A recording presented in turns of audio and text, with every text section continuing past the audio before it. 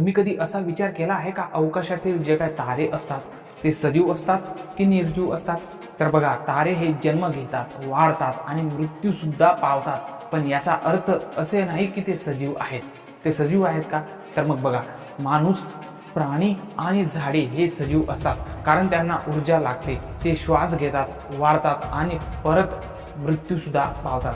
पण तारे मात्र वेगळ्या प्रकारे जगतात. हे हायड्रोजन आणि हिलियमच्या ज्वालांनी प्रज्वलित होतात आणि कोट्यावधी वर्ष ऊर्जा निर्माण करतात, पण तरीही त्यांना सजीव मानले जाणार नाही. हो, तर आता प्रश्न असा पडतो की तारे हे जर सजीव नाहीत तर मग ते जन्म कसे घेतात आणि मरतात कसे? तर मग बघा, ताऱ्यांचा जन्म हा विशाल धुलीकण आणि गॅसच्या ढगांपासून होतो.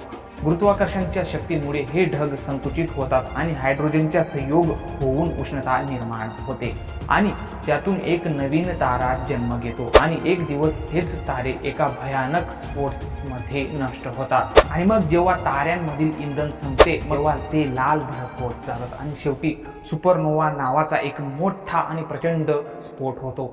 त्यामध्ये काही तारे काळ्या विवरणात रूपांतरित होऊन जातात, तर काही न्यूट्रॉन स्टार त्या ठिकाणी बनून जातात. तर मग यावरून एक गोष्ट क्लिअर होते की तारे हे सजीव नसतात, पण ते जन्म, वाढ आणि मृत्यू यांसारख्या टप्प्यांमधून डेफिनेटली जात असतात, पण ते सजीव नाहीत. हो, तर मग तुम्हाला काय वाटतं या गोष्टीवर? तारे सजीव आहेत की निर्जीव?